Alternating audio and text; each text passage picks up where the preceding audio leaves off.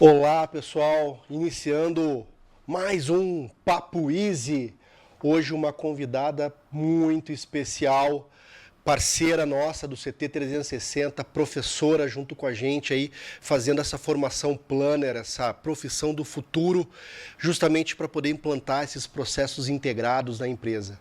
E ela tem muita experiência para poder trocar conosco. Então, Carlinha, muito prazer de estar aqui com a gente. Prazer é meu. Puxa, sensacional. É, A gente diz que a gente tem uma honra, né? Para não dizer sorte, de ter pessoas tão especiais próximas da gente aí. Obrigada. E com o mesmo propósito de levar uma informação simples para a pequena e média indústria, que é o nosso objetivo, né? Legal. Então, o nosso tema desse nosso Papo Easy é justamente trazer as experiências de supply chain para pequenas empresas e médias indústrias, né? Então, com vocês, Carla Klassen, uma colega aí da academia, né? Ela tem aí uma experiência muito grande na área de supply chain que ela vai compartilhar conosco. Então, ela tem mais de 11 anos de experiência em S&OP e S&OE. Também ela tem uma experiência muito grande em Customer Service e Order Management, certificada pelo CPIM, Plan and Inventory Management, pela APICS, Association for Supply Chain Management, certificada como Product Owner pela Scrum Islands, graduada em administração lá na PUC, então é filha da PUC junto com a gente, pós-graduada em engenharia de logística, operações pela PUC também, marketing e logística pela UTP, reconhecida com o Prêmio Excelência 2019 pelo desempenho acima do esperado na diretoria de supply chain do Grupo Boticário. Junto com essa experiência, liderança, coordenação de projetos e negócios, ela sempre voltou, né, a botar essa experiência para colocar de pé novos negócios, marcas e centro de distribuição. Tem uma atuação muito forte como gestora de projetos e desenvolvimento internamente da metodologia ágil. Atualmente é gerente de S&OP do Grupo Boticário. Então, com vocês, com esse currículo maravilhoso, né? A nossa convidada de hoje, Carla Klassen. Então, eu queria começar o nosso podcast, Carlinha. É muito importante a gente fazer essa primeira conexão com a história do nosso convidado. Então, eu conheço um pouquinho, né? Mas Sim. eu queria que você se apresentasse, quem é a Carla, qual que é essa trajetória, né? Legal. Até ser responsável pelo supply chain. Nada complexo do Boticário. Nem um pouco complexo, é legal. Você já resumiu bastante coisa aí, já colocou bastante coisa, mas de fato comecei minha carreira com marketing, né? Curiosamente, Marketing? sim, estive na cadeira de Sensacional. marketing. O que para trabalhar no S&OP é ótimo, né? Você já pega uma bagagem ali de categoria, de como é que eles funcionam, quais os desejos do consumidor e tudo mais. E aí, depois de marketing, passei um tempo no campo, no comercial, então varejo já estava na veia ali, até que eu migrei para a supply chain, né? E isso agora já fazem 13 anos, então são 11 anos de Grupo Boticário, mais 2 de Siemens, que eu estava no supply chain. Então, são 13 anos no total em supply chain. Desse tempo, muito tempo na ponta, né, da cadeia de suprimentos. Então, abastecendo desde CD, atendendo pedido, atendi pedidos da Alemanha, atendia por curiosidade, né, uma das línguas que eu falo. Então, línguas diferentes faz diferença, né, para quem sabe de carreira. E aí, também depois entrando no Boticário, trabalhando muito com franqueado no modelo B2C, né. Então, um modelo um pouquinho diferente de alguns negócios aqui que a gente vai falar, mas no modelo B2C. Então, abastecendo relacionamento com o cliente bastante e entendendo cadeia, né? E agora já há 3 anos em S&OP, já como gestora, cuido especificamente da categoria de maquiagem lá no Grupo Boticário, então planejamento de produção de longo prazo é com a gente. Todos os desafios de pandemia, a gente já pode dar um spoiler aí também, que a gente pode falar que a categoria, por exemplo, apresentou, e são um dos desafios de quando você está numa cadeira de S&OP, né? Prever grandes mudanças aí. Então, um pouquinho disso sou eu. Puxa, quis o destino, né? Imagina, com uma formação comercial, você se especializar justamente em Sales and Operation. Saber fazer, saber falar a linguagem, não só línguas, mas saber falar a linguagem do comercial. Sim. Que é tão importante para poder fazer essa conexão, né? Sim, com certeza. Acho que o Sales and Operations, né, é justamente isso, é você pegar a estratégia, o plano de vendas, o que você tem e transformar aquilo para operações e executar o mesmo plano, né? Então, foi muito legal, foi importante para mim estar no varejo no passado e aprender agora. E acho que uma coisa que, pelo menos na empresa onde eu trabalho hoje, a gente fala do varejar. A gente transformou isso em verbo até, né? De ir para o campo, entender o que está acontecendo e como que você pode, com o que você está vendo que o consumidor está passando, que o teu lojista está passando, como você trazer isso para dentro de operações, como você traz isso, como você traduz, como você muda um processo, como você ajusta um produto até mesmo, você pode dar sugestões para P&D, por exemplo, fazer uma alteração de produto por alguma coisa que você viu no campo. Então, é muito legal. Mesmo eu estando em operações, o pezinho continua sempre no varejo lá, e isso é um incentivo que a gente recebe demais de estar no varejo, entendendo o que está rolando. Mas, Carla, antes de a gente entrar nesse assunto mais técnico, que é o nosso objetivo, eu queria conhecer mais um pouquinho da Carla. Qual que é a Carla no dia a dia? O que trouxe a Carla até aqui? Legal. A Carla, quem é a Carla? Puxa, pergunta complexa, né? Já tem uma boa bagagem aí, não sou mais tão novinha, então tem bastante tempo aí. Mas eu sou, né, meus pais, eu sou a filha mais velha, né? Então um pouquinho de vida pessoal, sou a filha mais velha, tenho uma irmã caçula que não mora mais no Brasil, mora longe já. Perdi meu pai muito jovem, né? Com 16 anos, isso faz com que a gente mude, cria uma resiliência diferente aqui, muda bastante quem a gente é. Uma curiosidade bem atípica, minha primeira graduação é fisioterapia. Eu não sou só administradora, eu sou fisioterapeuta também, uma super curiosidade, né? Hoje em dia sou casada, né, com o Rodrigo. Manda um abração aí pro Rodrigo. Um abração pro Rodrigo. E o que eu faço muito no meu tempo livre? Eu vou viajar, inclusive semana que vem estou de férias, vou viajar, vou aproveitar. O pessoal de Sonopi de planejamento tira as férias, não? No Boticário, sim. Então, existe uma resistência da gente tirar. Mas como a gente trabalha com planejamento, a gente planeja nossas férias, né? Perfeito. Exato. Então, gosto muito de viajar, mas sou uma pessoa de muita leitura. Então, uma pessoa que está sempre envolvida. Eu sempre estou rodeada de livros, né? Livros é o que eu mais gosto. E um dos meus pontos fortes, eu diria assim, até saiu num teste, curiosidade, né? Amor à aprendizagem. Então, eu gosto muito de estudar, de estar entendendo o que está acontecendo e tudo mais. Por isso, esse convite aqui é um presente para mim. Isso reforça só o quanto eu gosto, porque, na verdade, quem está aqui aprendendo sou eu também. Né? Sensacional. Então, isso é legal. Então, primeira experiência numa profissão, imaginar, né? Você se imaginando uma profissional de saúde. O que aconteceu que deu essa mudada? Puxa, eu vou para o comercial, eu vou para o marketing. O que deu essa... Legal. Acho que não foi uma escolha.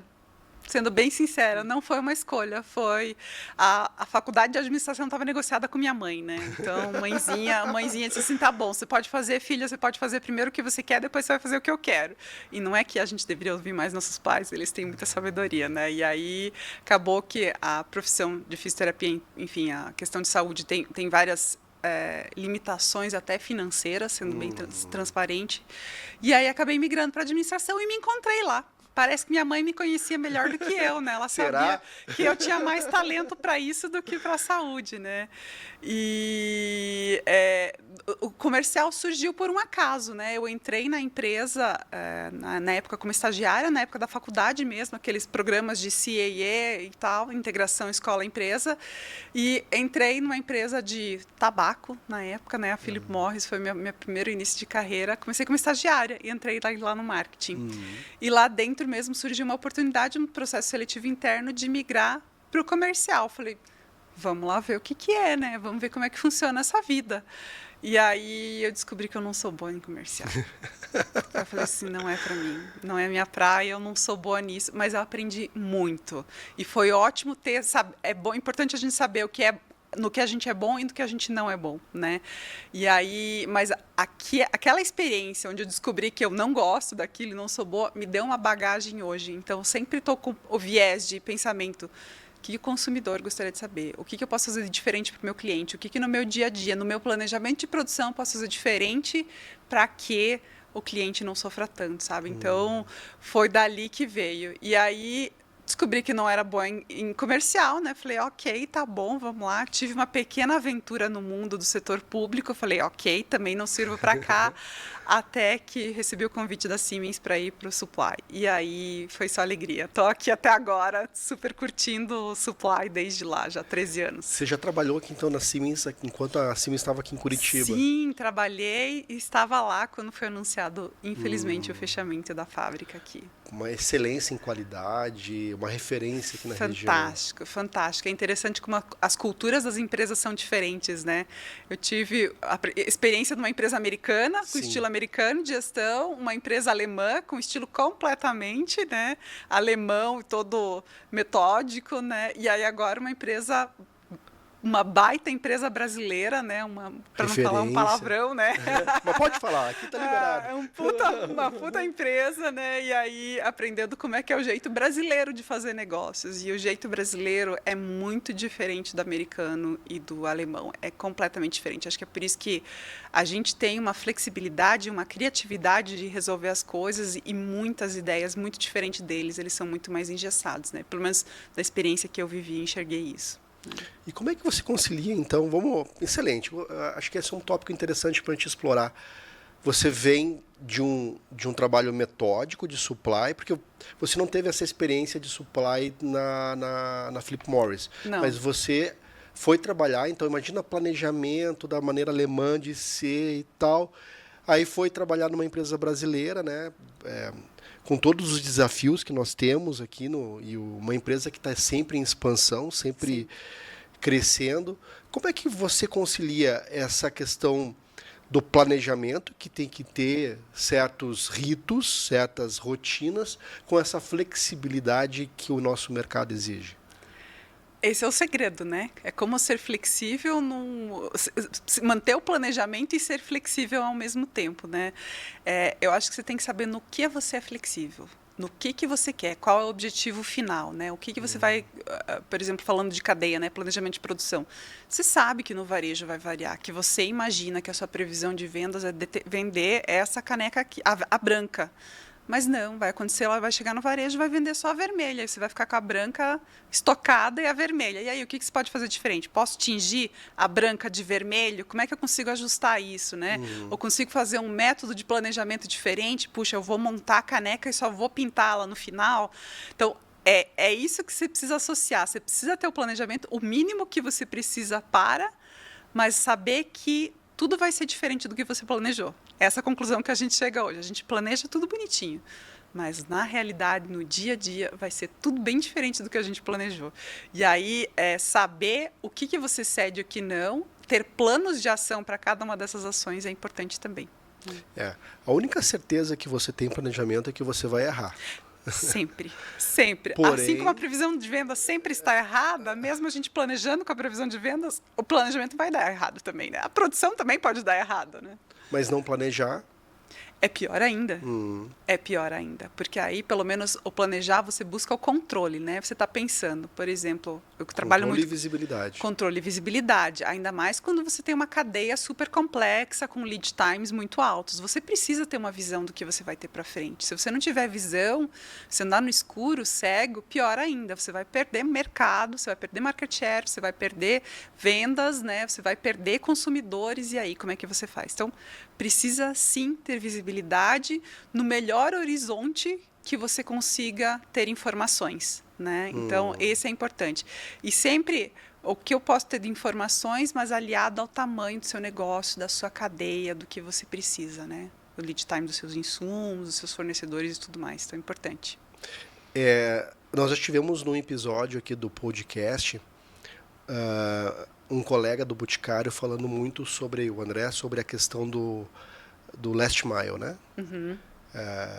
A última milha para fazer a entrega do produto e o quanto isso é complexo do CD, etc, etc. Agora a gente vai ver antes disso, antes de o produto chegar no CD.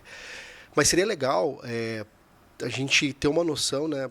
Porque a gente vai lá no shopping, a gente vê o produto do Boticário, tem a a moça que vai lá também vender na nossa casa. Quais são os canais? Como é que está organizado? Aonde está o Boticário no mundo? Porque ele nasceu aqui, ali na frente do Shopping Estação, e hoje ele está no mundo inteiro. Tá. Qual que é a amplitude do Boticário hoje? É imensa.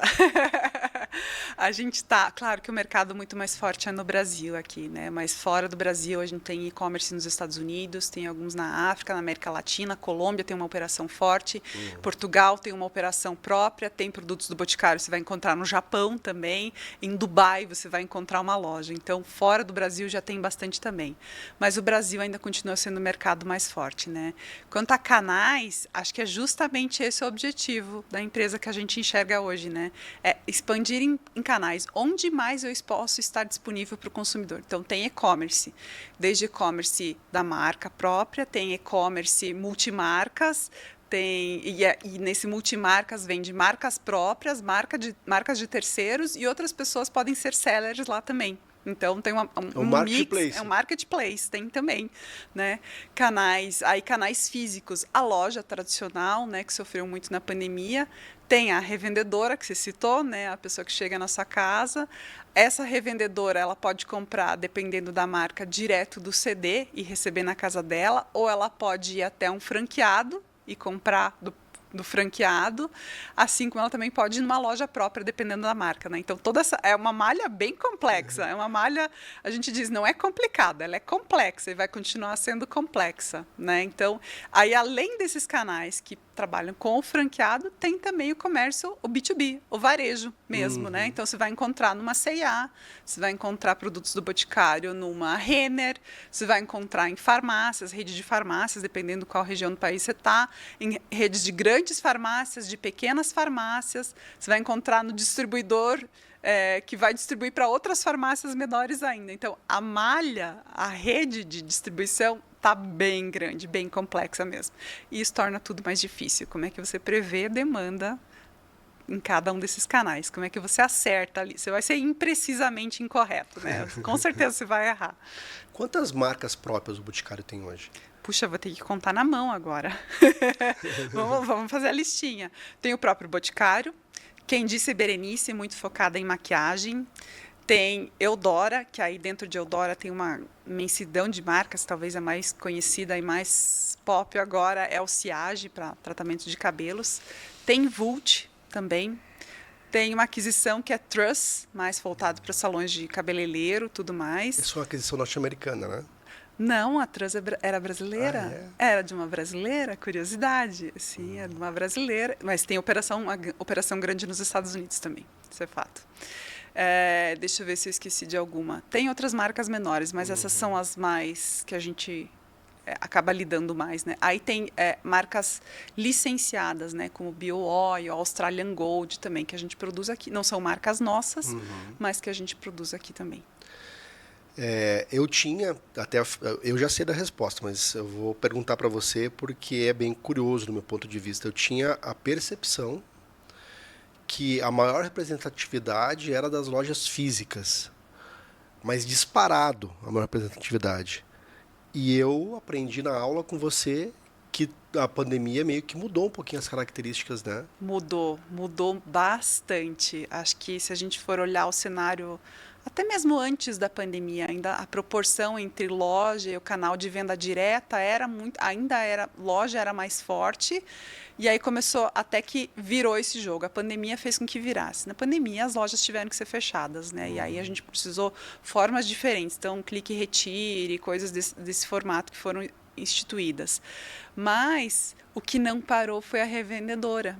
Ela indo na casa das pessoas continuou, né? Ela ia a determinado lugar, deixava a revistinha na caixinha de correio, a pessoa pegava, via, comprava. Então, ali virou muito mais o jogo. E hoje a gente é um negócio que já tem muito mais dependência da revendedora, do canal de venda direta, do que da loja física em si. Loja física tem retomado. Depois da pandemia, ela retomou bastante ainda. Mas, curiosamente, os dois estão muito bem, os dois negócios estão muito bem, mas VD hoje é muito mais forte do que a loja, o canal loja. Tem um percentual assim, só para a gente ter uma noção? Se eu não estou enganada, é em torno de 60-40. 60 venda direta e 40 loja. 60 com as revendedoras. Aproximadamente. Uhum. E para planejar, porque você tem que planejar direto, cada uma fraçãozinha que juntas são 60%. Exatamente. Aí pergunta para os indicadores dos erros de demanda quanto a gente anda acertando, né?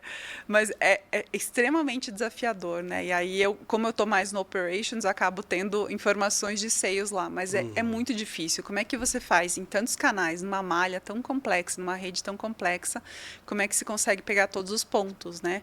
Porque tem complexidades que acontecem, por exemplo, marca de Siage, de cabelos. Ela vende... A revendedora vende, mas se você procurar em alguns canais alimentares, você vai achar no alimentar, você vai achar na farmácia também, você vai achar em outro canal diferente que se quer imagina que tem. Então, como é que você faz uma previsão de venda sabendo dessa diversificação de cada um desses canais, sabe? E aí tem promoções atreladas em cada um deles. Os outliers. Os outliers. Aí, de repente, fatos curiosos, né? Por exemplo, o shampoo por si só, você ter estoque de shampoo, mas não ter condicionador, não funciona. Você precisa ter a casadinha. É o combo, é o shampoo, o condicionador e a máscara de cabelos, né? Ou coisas assim. Então, são curiosidades que a gente vai aprendendo ao longo, né? E acho que o grande aprendizado que a gente tem tido é que o canal B2B era uma coisa nova para o Boticário. A gente sempre conhecia franqueado. A relação franqueado era muito conhecida. Mas agora, com esse canal diferente, a gente está aprendendo muito mesmo, muito mesmo. Até porque o franqueado não tem condição de ter um estoque muito grande, mas tem um estoquezinho regulador lá dentro, né? Tem, sim. Já a revendedora, ela não tem capital de giro para ter um estoque muito elevado. Então, é girar o tempo todo, é vender, fazer capital e aí fazer rodar. Exatamente. Então, é quem conquista o bolso da revendedora antes, né? É um pouco disso. Porque, você sabe, tem dinheiro no bolso. Quem chegar primeiro leva, Sim. né? Então, a revendedora tem revendedoras hoje muito grandes. Acho que isso dá para falar também. Existem classificações de revendedoras. Tem aquela pequena do bairro que se conhece, que, né, as mulheres vão Tem ao um programa salão. de canal para revendedoras, então? Tem sim. E tem uma classificação, por exemplo, ouro, diamante? Como é que funciona? Sim, tem sim. Tem as grandes redes, as grandes revendedoras, né? E tem aquelas menorzinhas. Então, varia muito do quanto elas vendem. As grandes fazem estoque, sim. Você já deve ter visto alguns produtos Boticário numa loja que não era uma loja Boticário, não era um franqueado e viram lá misturado com outros produtos. Provavelmente, se você viu muito estoque, aquela era uma grande revendedora, uma grande key account, né? Então, é uma grande revendedora. Mas tem aquela pequenininha que, só vou comprar aquilo que eu vendi na revistinha mesmo, né? Tem as que fazem estoque e aquelas que compram só no make to order, né? Só aquilo que ela tem pedido, ela pede. Então, é uma variedade imensa. E aí, como é que se acerta, né? É isso que eu ia perguntar agora. Como é que você Como é que acerta? faz planejamento numa complexidade, né? Porque é muito fácil, né, a gente entender que pela complexidade, pela diversidade de canais e de marcas, não é possível planejar. Então, às vezes, muitas empresas que têm um porte até relativamente grande, elas não têm um planejamento porque elas entendem que é inviável planejar. Mas o Boticário prova que é viável e é viável. necessário. É necessário. Porque nem todos os insumos são nacionais, precisa importar os insumos. Hoje não é só mais a fábrica, que é a fábrica aqui de São José dos Pinhais, a gente está na Bahia também. Isso mesmo. Então, como é que faz para fazer um planejamento de uma empresa do tamanho e do porte do Boticário, Carla? Vou dar um exemplo que talvez fique bem mais fácil de tangibilizar, né? Por exemplo, a gente acabou de falar de revendedoras, né? Como é que eu sei que... Vou dar um exemplo hipotético, não é o real. Eu tenho 10 mil revendedoras. Você tem que ter noção de que se eu tenho 10 mil, eu posso ter uma previsão de vendas de 10 mil, isso quer dizer que é uma peça por revendedora, né? Não, você tem que fazer um cálculo. Puxa, para cada revendedora, eu não posso ter um, eu preciso ter no mínimo 3. Qual que é o giro de cada uma delas? Mas será que todas elas vão comprar? Não, você desconta ali um pouquinho. Então, se nem todas vão comprar, o giro é 3, não, ele vai ser 2,5, porque eu estou tirando aquelas que não estão lá. Ah, mas tem um percentual de desconto aqui. Puxa, quanto isso incrementa mais? Então, acho que é muito no sentido de ter dados históricos, aprender com o que aconteceu no passado, né? E entender como isso reflete no futuro. Então, pegar uma linha, vou dar o exemplo da minha categoria, né? Batom vermelho de Vult vendeu tanto. Qual que é o item similar? Eu estou lançando agora um produto novo. Qual que é o parecido com esse? A cor é próxima? O preço, o tier de preço é parecido ou não? Posso considerar ele semelhante? Posso. Ok. Como ele se comporta ao longo do tempo? Quando eu tenho promoção, tem alavancagem? Quanto alavanca a venda, né? E tudo isso são informações. Então, minimamente, o seu histórico do passado, se colocar o histórico do passado em percentual de crescimento, já é um pouco de planejamento. É o melhor? Não, tem muito mais oportunidade nisso, né? Mas você pode usar cada característica do seu negócio. Então, por exemplo, a gente, voltando ao exemplo, né? Se eu tenho 10 mil revendedores, eu preciso que cada uma tenha pelo menos um produto. Eu não posso produzir menos que 10 mil peças. Eu preciso se eu tenho 10 mil, eu preciso ter no mínimo 10 mil. Eu preciso que todo mundo receba um número certo. E isso vale muito para canais novos, né? Quando a gente entra em mercados novos, pense que o primeiro abastecimento, você precisa calcular. É a primeira venda. O enxoval, exatamente, né? O enxoval, quanto você vai calcular? Se você não tem esse planejamento, se você não sabe que você vai entrar num canal novo, que você precisa formar um enxoval, você com certeza vai ter stockout, você vai ter ruptura, porque você não se planejou para aquela entrada daquele novo canal. Então, minimamente precisa. Acho que aqui, informação é é muito valioso. Né? Quanto mais informação você tem, e claro, isso depende de cada mercado, mas a informação é muito valiosa. Coloca essa informação na linha do tempo, pega o teu histórico do passado e você começa a juntar essas peças. Você vai errar? Com certeza. A única certeza que a gente tem é que a gente vai errar a demanda. Isso todo mundo, né? Mas você começa a acertar cada vez mais e gerar aprendizagens, né? É pegar e entender... olhar o pós-mortem, né? Passou, aconteceu. O que aconteceu? Por que minha demanda estava errada? O que eu não captei? E às vezes acontece coisas, por exemplo, né? Que eu citei até na aula de planner lá, né? Puxa, alguém foi lá no TikTok e falou sobre o produto, sem incentivo de marketing nenhum, sem nada, a pessoa não está ganhando nada, por isso ela comprou o produto, ela fez uma propaganda, viralizou o vídeo, e aí...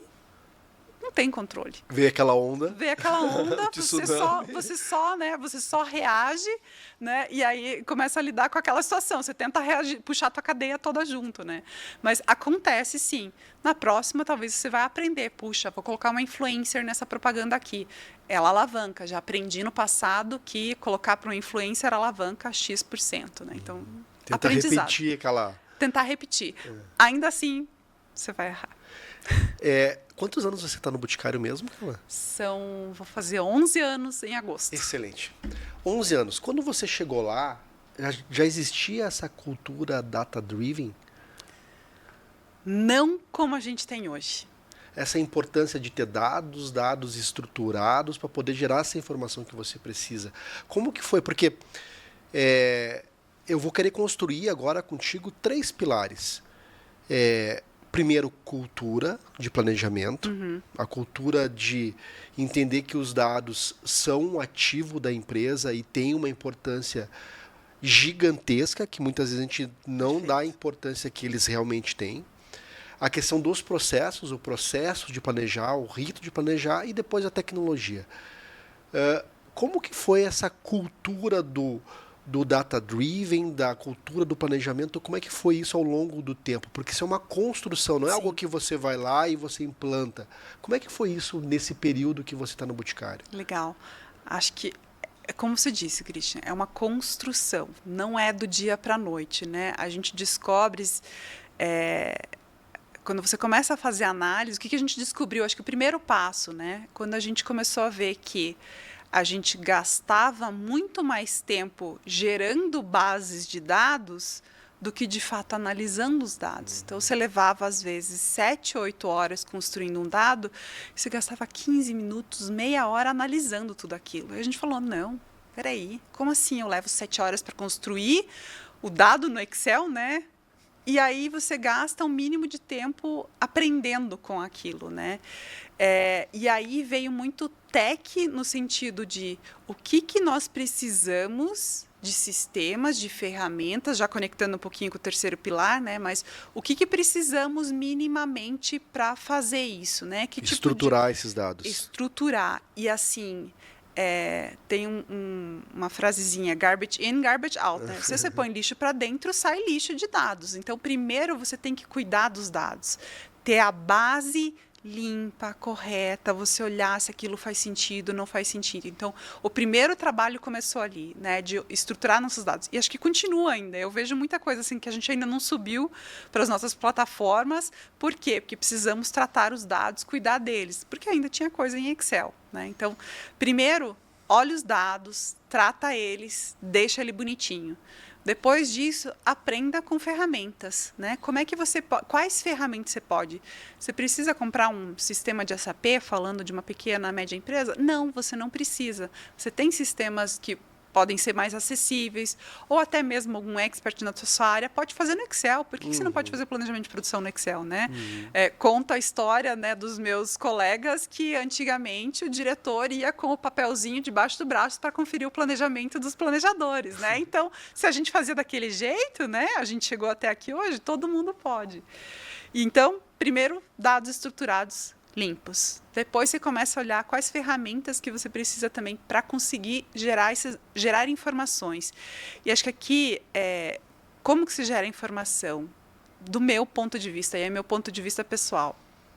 Que respostas que você quer ter com os teus dados? O que você quer saber? O que você quer perguntar para os teus dados? O que você quer perguntar? Porque aí você vai ver quais dados você realmente precisa e quais que esquece, nem gasta energia com aquilo. Aquilo é dado que não vai sentir, que você não faz sentido para você, né? Mas então tenha os dados que você queira e saiba quais as perguntas que você vai fazer, e aí você sabe qual a granularidade desses dados que você precisa também. Porque às vezes a gente quer ser tão preciosista que vai ver a cabeça da agulha cor-de-rosa que está no palheiro. Não, será que você precisa mesmo saber qual que é Investe um tempo. Exato, investe um tempo. Então, para tempo, pensa. Planejamento aí de novo, né? A gente não está falando de produção, está falando de dados, mas acaba planejamento. Planeje o que você quer. Saiba as perguntas que você quer responder. E depois, faz teste. Metodologia ágil, agora o que eu aprendi. Aprendi isso muito num projeto que eu tive, que foi o primeiro produto digital que o Boticário começou a desenvolver. Eu estava lá, eu era business owner desse projeto, então construí junto. E a gente fazia na metodologia ágil. Preciso já começar a construir o sistema do zero? Não. Sabe como a gente começou? Com Excel.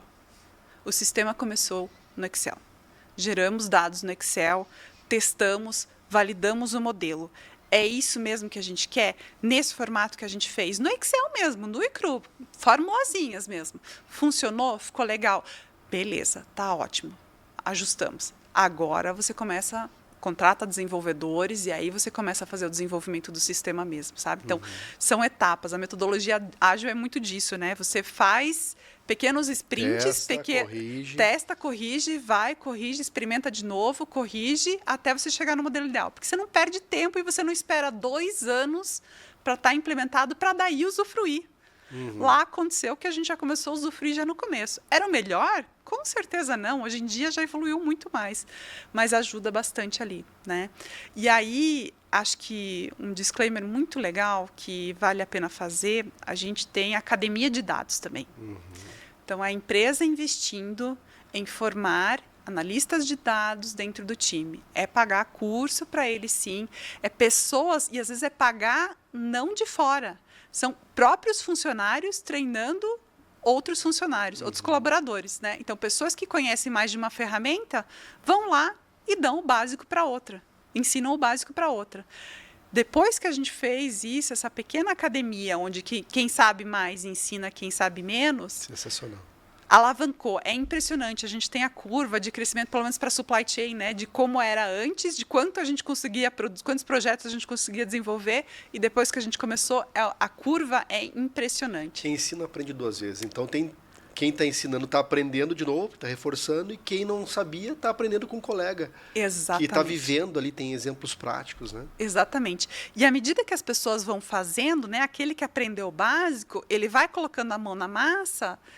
E aí, meio que ele vai aprendendo sozinho. Ele vai, mas eu não sei fazer isso. Volta lá, consulta o expert. Puxa, aprendi mais uma coisa. Não estava no treinamento básico dela, mas ele vai começando a desenvolver e crescendo muito mais nisso. Mas foi bacana porque é um programa formal mesmo, dentro de operações, que a gente tem para formar pessoas de dados. E aí de vários níveis, desde o básico, intermediário, até os experts de tech. Só por curiosidade, Carla, hoje vocês já têm a utilização de inteligência artificial para poder fazer análise desses dados que vocês já têm de maneira estruturada? Sim, em algumas áreas, sim, já é usada a inteligência artificial. Em planejamento, tem? Em planejamento, a gente não usa tanto assim ainda. A gente está em mudança de sistemas agora e aí estamos começando usando uma metodologia de otimização lá. Mas acho que a gente chega logo em breve, chega lá. Sabe, porque esse tema está no hype, né? Inteligência artificial, etc. Só que para você chegar a realmente tirar um proveito de uma inteligência artificial, além de você ter uma massa, um data lake, né, uma massa de dados muito grande, e ter dados estruturados, dados de qualidade, você tem que ter essa cultura de fazer as perguntas certas, igual o ChatGPT. O ChatGPT por si só, ele é burro. Se você não sabe fazer a pergunta, o prompt, ele te responde qualquer bobagem. Exatamente. Então, às vezes, a gente fica as empresas ficam nessa angústia, né? Não, porque eu preciso utilizar IA, eu preciso... Cara, vamos começar com simples. Que dados você tem? Que informação que é útil para você? O que não é útil para você? Então, eu acho que esse teu testemunho só vem aqui a mais uma vez corroborar com essa questão no sentido de, puxa, é uma evolução, isso vem no tempo. 11 anos trabalhando, desenvolvendo uma área de supply chain, trabalhando e estruturando dados para que agora as primeiras experiências a gente consiga tirar, e aí é um aprendizado. É uma evolução que vai ter no tempo, né? Então, é bem importante para que a gente não gere essas expectativas. Não. Vamos começar do simples, né? Não dê um passo maior que as pernas. Cada passo que você faz é o que faz você chegar mais longe, né? Então, vai no simples, vai com o que você tem mesmo. Você não precisa de muito. Porque o importante é você saber por que planejar. Quais são os ganhos que o planejamento gera, Carla? Acho que o primeiro deles é dinheiro no bolso, de fato é isso. Planejamento gera dinheiro no bolso, porque quanto mais você planeja, menos a chance de você ter ruptura lá na ponta, né? Tem alguns riscos de planejamento, né? Ruptura, a gente pode também dizer que é problema de disponibilidade. Sim. Existe a necessidade e aí, como no caso de vocês, assim, do Boticário, se o cliente não tem aquele produto, ele vai atrás de um alternativo. E aquela venda não volta mais. Não volta. Você perde para a concorrência, né? Quando a gente está falando dentro da loja de Boticário, por exemplo, menos chance. Provavelmente ela vai trocar por outro produto de outra categoria, de outra cor, de outro sabor, como a gente diz, de outra fragrância e tudo mais. Mas e na farmácia, quando a concorrência é mais assídua, né? Se ela não vai encontrar o seu produto, ela vai comprar direto do concorrente e não vai voltar mais lá, né? A intensidade da concorrência é muito maior num cenário desses, né? E planejamento, nosso ponto de vista, acho que a gente brinca que a gente é o coração da empresa, porque se a gente não planejar direito, a companhia toda vai perder receita, né? Fato é esse. Mas, ao mesmo tempo, tem o equilíbrio, né? Ao mesmo tempo, pode faltar produto na ponta que o consumidor vai escolher outro da concorrência, mas eu tenho que cuidar com o excesso de estoque também. Porque e se eu produzir demais de um item e ele ficar parado?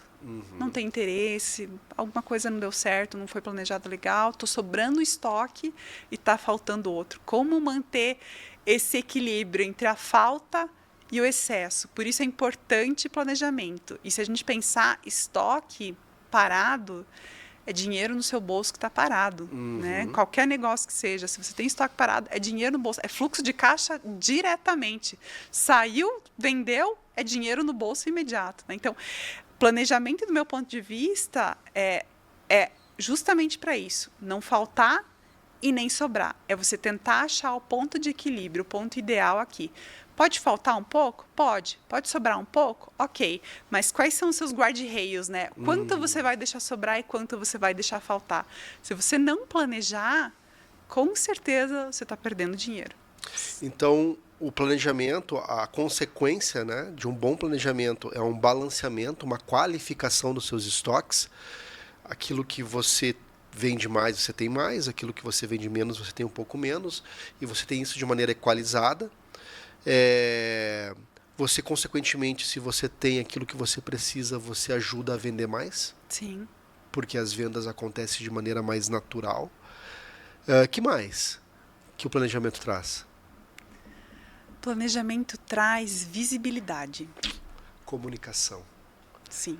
A empresa começa porque é muito comum, né? Mesmo empresas pequenas, elas se organizam de tal maneira que elas começam a trabalhar por silo. Uhum.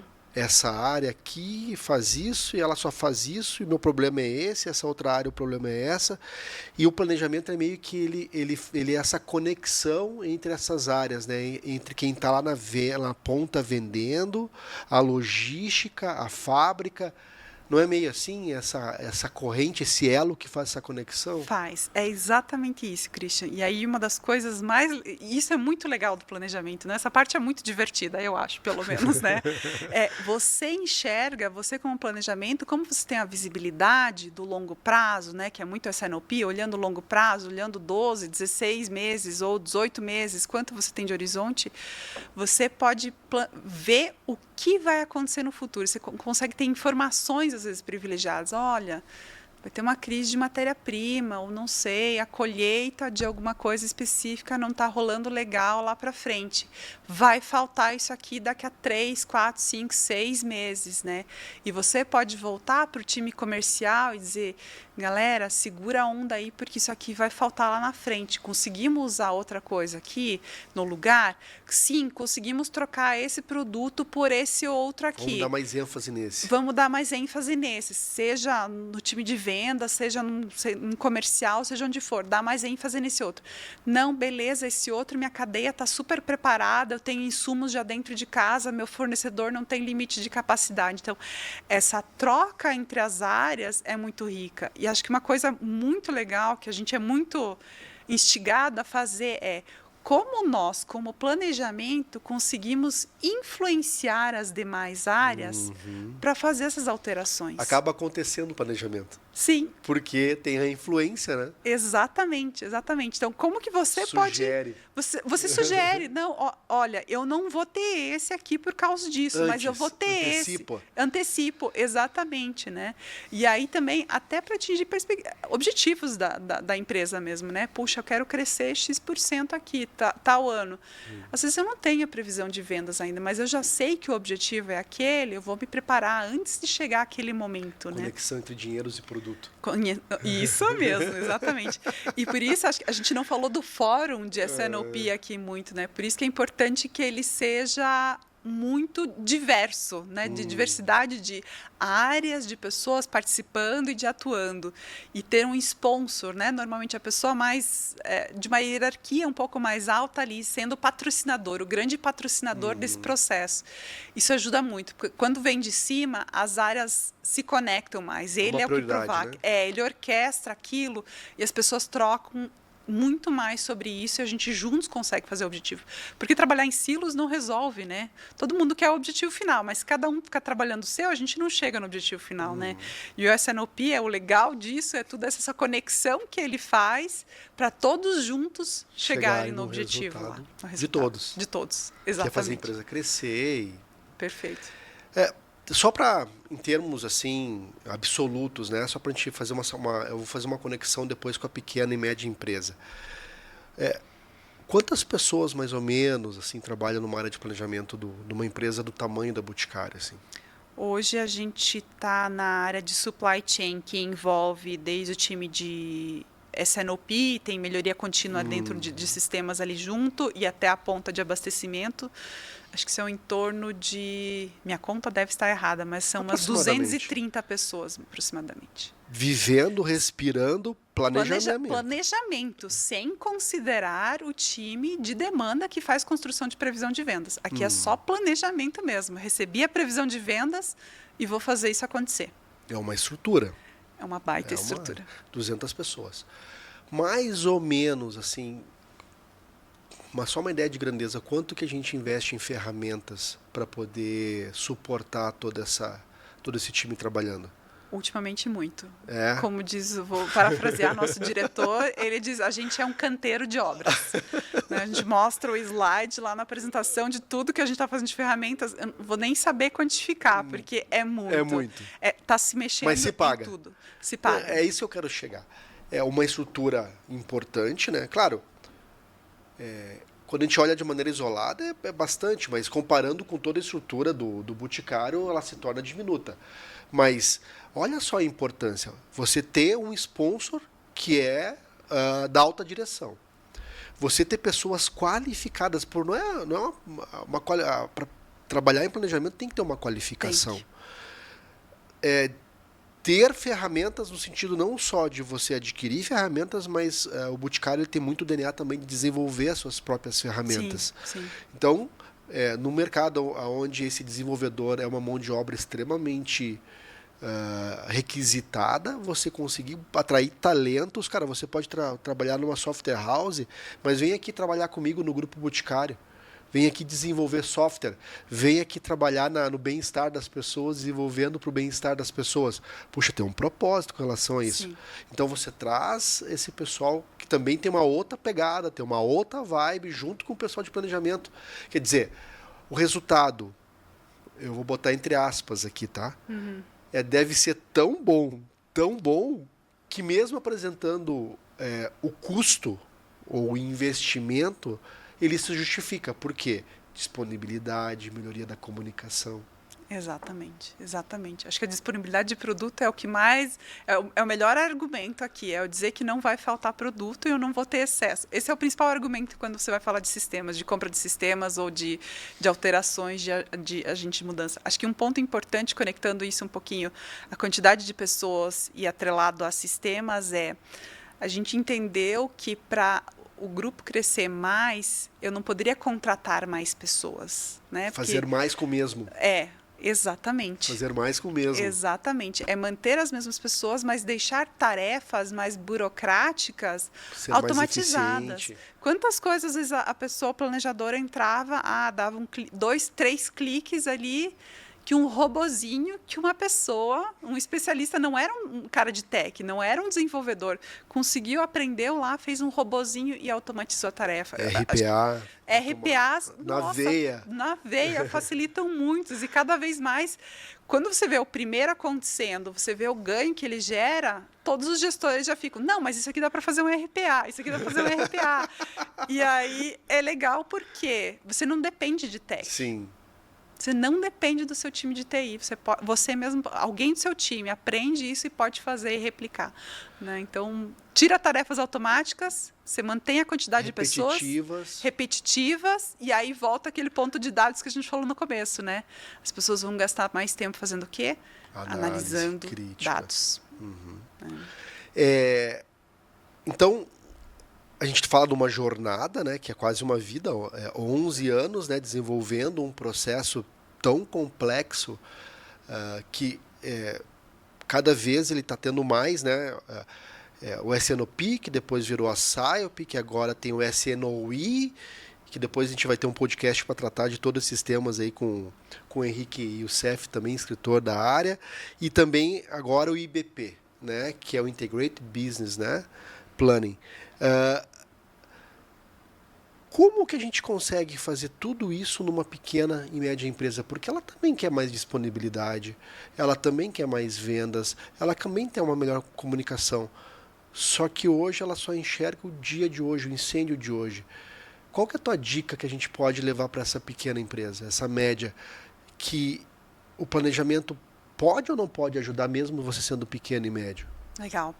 Acho que vou usar a dica do nosso VP, nosso vice-presidente. Ele fala muito assim, a gente tem que pensar no hoje. A gente apaga incêndio, faz parte. Apagar incêndio faz parte do nosso dia a dia. Mas eu deveria dedicar ao menos um percentual de tempo para pensar no futuro. Porque se você só apagar incêndio, qual é a longevidade que tua empresa vai ter? Quanto tempo você vai gastar? Quanto tempo ela vai morrer? Né? Quanto tempo vai levar até ela se acabar porque você não planejou amanhã? Então, é importante saber dividir o tempo. Sim, você vai continuar apagando incêndios e faz parte do nosso dia a dia. Não é para você deixar de apagar incêndio, mas você precisa dedicar, e aí cada um sabe quanto é, se é 20%, se é 30% para falar de futuro. Então, você precisa fazer as coisas andarem, o negócio correr, mas ao mesmo tempo você precisa pensar no futuro. Se você não pensar, você está fadado a, em algum momento, encerrar. Entra um outro concorrente, rouba sua ideia, rouba seu share e você perde, você não ganha mais. Então, é importante, sim, pensar no futuro. Tá? E aí, planejamento, a gente falando aqui de planejamento tanto de produção quanto de futuro, de estratégia mesmo. Onde que eu quero chegar daqui a X tempo, né? E aí pensar o que eu preciso fazer para chegar lá. E acho que o bacana disso é que não fique na cabeça de uma só pessoa. É legal quando você envolve as pessoas para fazer, quando você co-constrói, né? Você co-cria aquilo que você vai fazer. Então, traga, você é um pequeno empresário, tem uma empresa pequena, traga os seus colaboradores, aqueles que você mais confia, que pensam fora da caixa, traz eles junto de você para pensar qual que é o caminho, qual que é o futuro. Assim você engaja as pessoas. Quando você traz elas juntos, você engaja elas e elas vão ser os teus maiores patrocinadores para fazer isso acontecer. Né? Então, gaste um tempo. Não é perder tempo, é investir tempo para que o seu negócio exista daqui a 5, 10, 15, 20 anos. Sabe? Começar. Acho que o importante é começar, porque se você não começa a ter o mindset de planejar, você vai passar o tempo e você, puxa, mas se eu tivesse começado aquela iniciativa lá atrás, e começa pequeno, acho que a gente não precisa começar grande, né, Carla? Exatamente, exatamente. Acho que a gente falou disso de dados, né? Falou de tudo, mas é melhor eu dar um passo para frente do que ficar pensando como é que eu dou um salto, né? Dá um passinho para frente. Hoje você vai dar um, semana que vem você vai dar mais um e quando você vê, você deu o salto, né? Então, não fique na inércia. A inércia é o pior de tudo, né? Tome uma atitude, faça alguma coisa.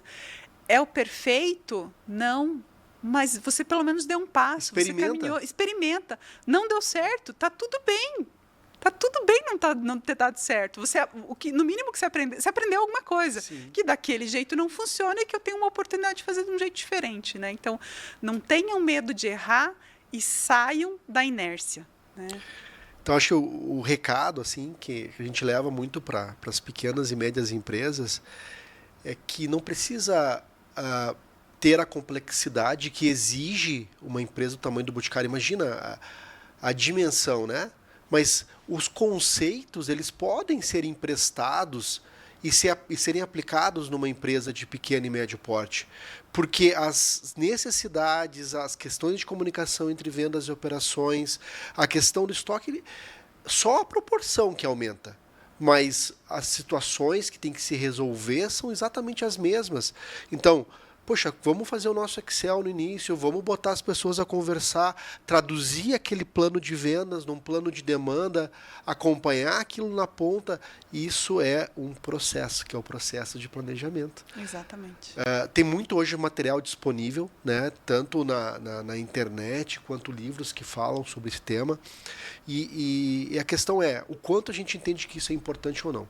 Se a gente entende que é importante, e é importante, porque eu entendo que o Boticário ele estaria muito limitado olhando as suas condições se não houvesse o planejamento. Sim. Né? O que possibilita crescer é fazer mais com o mesmo. Exatamente. Exatamente. Pensando um pouco em futuro, Carla. Agora para a gente ir já encerrando aqui o nosso podcast. Ó, já está quase acabando. Passa rápido o tempo. O que você enxerga no futuro do planejamento? O que você hoje já meio que está respirando, sentindo? Como é que vai ser essa atividade de planejamento daqui a 5, 10 anos? Assim? Eu acho que não é o que eu estou cheirando, é o que o meu diretor executivo está cheirando e eu concordo com ele. Né? Ele usa muito a palavra lights off. É onde o sistema, seja inteligência artificial, seja o que for, o sistema que você escolher, ele trabalha sozinho, ele vai fazer o melhor planejamento. Você vai pôr as regras dentro dele, né? Como é que eu quero? Quem que deveria ser primeiro, quem deveria ser segundo, o que que não pode faltar, quais os critérios que você vai usar. Ele vai calcular, ele vai fazer tudo sozinho e você vai olhar só o produto. Só no final o que está acontecendo. E aí, acho que um ponto importante é que nem tudo vai ser igual, né? Você vai fazer escolhas do que é mais importante para você, o que faz você atingir no seu planejamento de longo prazo, né? O que vai fazer você atingir o seu objetivo no final. Então, é muito assim... E é o passo que a gente está construindo lá, né? A gente está fazendo essa jornada de dados para chegar no momento em que ninguém mais vai pôr a mão no sistema. Você só vai imputar os dados e você vai ver o resultado final. E você vai saber, legal, a máquina pensou certo, a inteligência artificial, o sistema, seja lá o que for, ele pensou certo. Acho que esse é um dos pontos. Mas aí, e por isso não é só entender de planejamento, é entendendo o negócio onde você está. Estratégia. E você só vai conseguir chegar nesse momento quando você entender qual é a estratégia da empresa. E você só vai conseguir saber qual é a estratégia se você fez planejamento.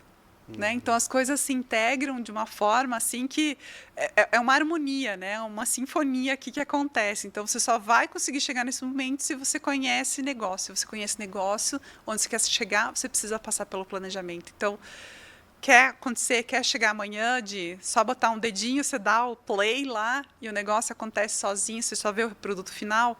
Acho que esse é o caminho. Conheça a sua estratégia, saiba o que está acontecendo, entenda o seu negócio, o que a gente falou no começo, né? Vai no varejar, conhece o campo, entende o que está acontecendo lá para você conseguir colocar esses inputs e entender o que faz você atingir o seu objetivo. Sensacional, Carla.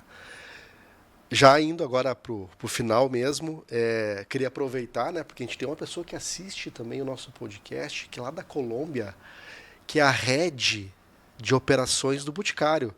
Luciana, um abração aqui, estou com uma colega sua, com a Carla, falando de supply chain, provavelmente parte de alguma linha de produto que você consome aí na Colômbia passa pelo planejamento da Carla. E agradecer muito a tua presença, Carla. Imagina. Sensacional. Minutos que passaram aqui voando. É sempre muito bacana a gente olhar toda essa dimensão que é de um grupo como o que você trabalha hoje com o Boticário. A gente teve no podcast passado falando sobre a Mondelez, né? Então, mas tudo com as mesmas características, com as mesmas necessidades, que é justamente cada vez mais atender de maneira eficiente esse cliente. Vamos varejar? Sim, vamos. Obrigadão. Obrigada, Christian. Sensacional. Obrigada. Até mais, galera. Muito obrigada por terem me ouvido aqui, né? Pessoal, encerrando aqui o nosso podcast, então agradecendo aí de coração aí a presença da Carla Classen. Convido todos a olharem também os outros episódios, né? A gente já vem gravando já faz algum tempo, se inscrever no canal, comentar nas redes aí sobre o Papo Easy, né? E também acompanhar a Easy 360. A gente está buscando sempre, de uma maneira simples, acessível, eficiente, levar o planejamento integrado para a pequena e média empresa. Um grande abraço e até o nosso próximo episódio.